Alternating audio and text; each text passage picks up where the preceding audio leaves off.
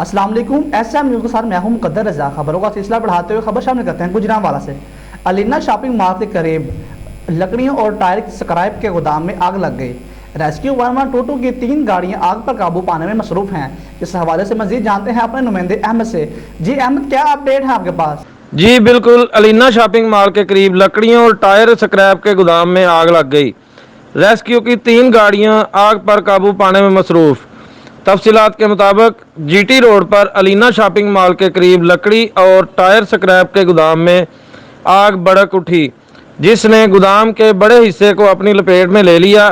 वाक़ये की इतला पर रेस्क्यू फायर फाइटर्स ने आग पर काबू पाने के लिए फायर फाइटिंग ऑपरेशन शुरू कर दिया। रेस्क्यू ज़राए के मुताबिक आग से लाखों की लकड़ियां और टायर जलकर खाकसतर हो गए और फायर फाइटिंग ऑपरेशन में रेस्क्यू की 3 गाड़ियों ने हिस्सा लिया। रेस्क्यू ज़राए के मुताबिक आग लगने की वजह ताहाल मालूम नहीं हो सकी। जी बहुत शुक्रिया अहमद हमें अपडेट करने का।